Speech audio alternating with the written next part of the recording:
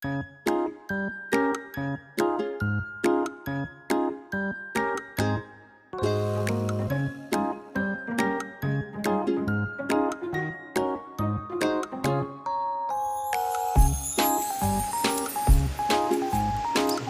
warahmatullahi wabarakatuh. Perkenalkan, nama saya Arjuna Ramadan, stambuk F221-16053. Kali ini saya akan menjelaskan tesis tentang pengaruh elemen desain arsitektur ruang publik terhadap kunjungan pengguna kawasan. Di sini kawasannya berada di kawasan pusat perdagangan oleh-oleh Jalan Pandanaran, Semarang oleh Sri Wiharnanto. Pertama, latar belakang. Pertumbuhan suatu kota selalu dipicu oleh aktivitas yang ada di dalamnya dan lebih banyak disebabkan adanya aktivitas ekonomi berupa perdagangan dan jasa. Aktivitas perdagangan dan jasa tersebut secara bertahap akan mempengaruhi spasial suatu kota seiring dengan perkembangannya. Fenomena peningkatan aktivitas tersebut tidak diimbangi oleh peningkatan sarana dan prasarana yang ada, sehingga kapasitas sarana dan prasarana mengalami penurunan seiring dengan peningkatan mobilitas pengunjung atau pengguna. Kondisi ini menimbulkan kepadatan sistem sirkulasi kawasan. Demikian pula dengan aspek desain arsitektural dalam pembangunan elemen-elemen ruang publik, di mana hal tersebut tidak memperhatikan proporsi dan skala kebutuhan manusia sehingga mengganggu tingkat kenyamanannya. Ini berikut merupakan tingkat kenyamanan kawasan perdagangan oleh-oleh khas Semarang, Jalan Pandanaran. Yang pertama itu jalur pejalan kaki, sirkulasi, dan parkiran. Berikut adalah permasalahan. Yang pertama, pengaruh elemen. Apakah ada pengaruh desain arsitektural elemen-elemen ruang publik pada kawasan terhadap kunjungan pengguna atau konsumen di kawasan perdagangan oleh-oleh di Jalan Pandanaran? Yang kedua itu kenyamanan. Bagaimana persepsi kenyamanan di kawasan perdagangan oleh-oleh di Jalan Pandanaran? Berikut adalah tujuan yang ingin dicapai pada tesis ini adalah untuk mengetahui ada tidaknya pengaruh elemen desain arsitektural elemen-elemen ruang publik terhadap persepsi kenyamanan pengguna atau konsumen di kawasan perdagangan oleh-oleh di Jalan Pandanaran.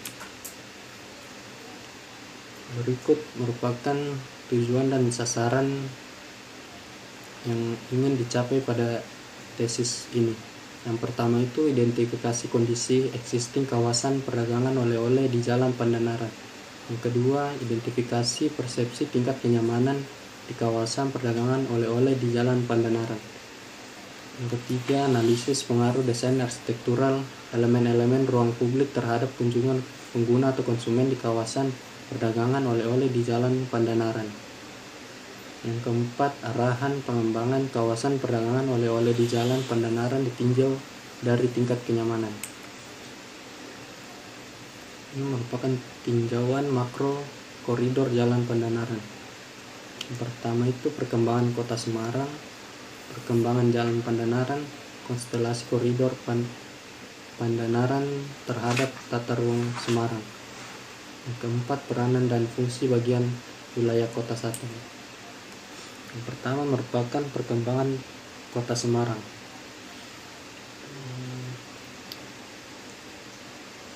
Jadi awal pusat aktivitas yang ada di Kota Semarang diawali dari kawasan Johar yang awalnya merupakan sebuah kawasan permukiman terutama mereka yang berasal dari luar Semarang atau Tamo. Dan seiring berjalannya waktu, kawasan perdagangan modern terbesar yang ada di Kota Semarang ini terpusat di kawasan Simpang 5, dan kawasan ini menjadi CBD atau kawasan baru di Kota Semarang di samping Johar. Dan sampai sekarang ini perkembangan kawasan Simpang 5 menjadi pusat aktivitas Kota Semarang. Tidak hanya perdagangan tetapi jasa berupa perkantoran dan hotel juga berkembang di kawasan ini. Dan yang kedua itu perkembangan Jalan Pandanaran. Perkembangan kawasan Simpang 5 pada tahun 80-an menyebabkan kawasan sekitarnya menjadi berkembang, terutama pada ruas jalan yang mengakses langsung kawasan ini. Jalan Pandanaran yang merupakan jalur yang berada dan menghubungkan kedua pusat aktivitas yaitu Simpang 5 dan Tugu Muda, merupakan salah satu jalan yang berkembang akibat letaknya yang berada di antara dua aktivitas yang kuat dan besar. Yang ketiga, konstelasi koridor Pandanaran terhadap tata ruang Semarang.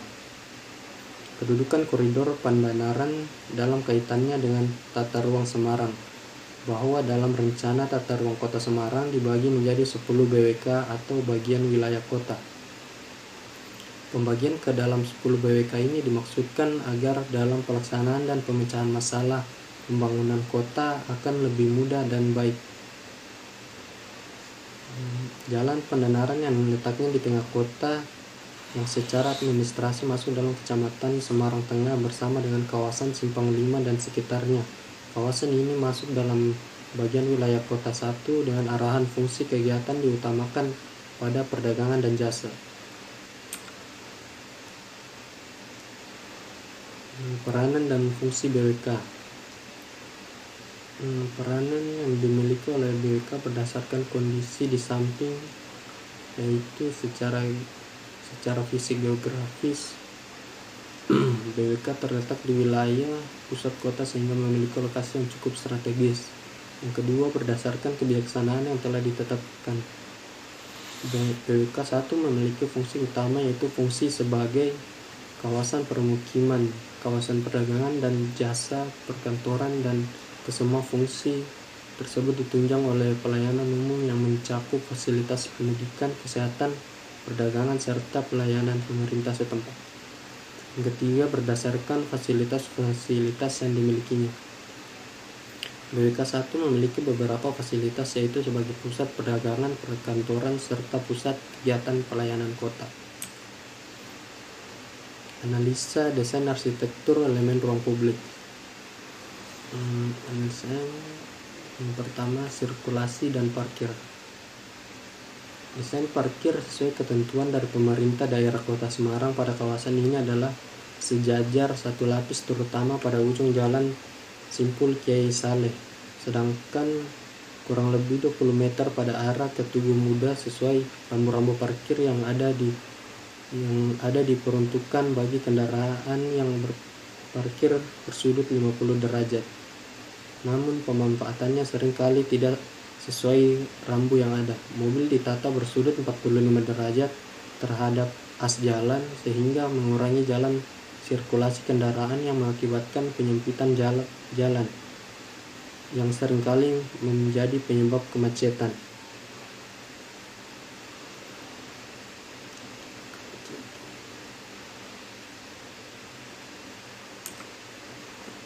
Yang kedua itu jalur pejalan kaki.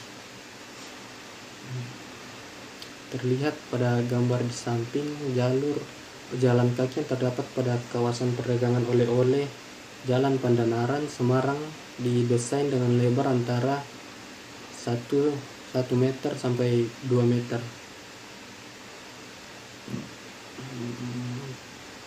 Jalur pejalan kaki tersebut sebagian dimanfaatkan oleh para pedagang kaki lima sehingga lebarnya pada beberapa titik berkurang menjadi kurang lebih 75 sampai 100 cm saja. Hal ini mengakibatkan tidak dapat dilalui secara berpapasan dan harus bergiliran melaluinya.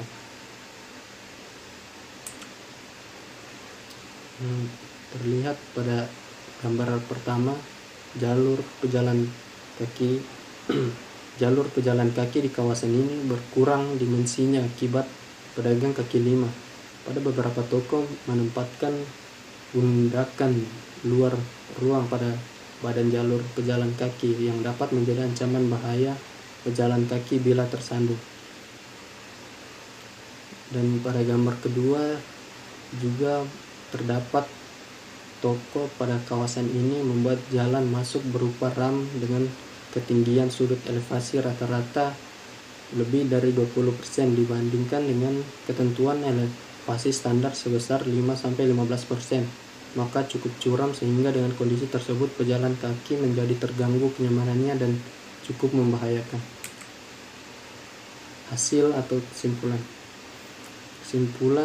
pada tesis ini mengenai pengaruh desain arsitektur elemen-elemen ruang publik terhadap intensitas kunjungan pengguna kawasan yang ditinjau dari aspek pergerakan, keselamatan, dan aksesibilitas adalah sebagai berikut.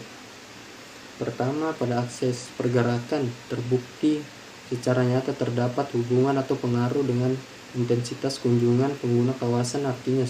Artinya semakin luasa dalam bergerak, maka intensitas kunjungan pengguna kawasan akan semakin tinggi dan sebaliknya.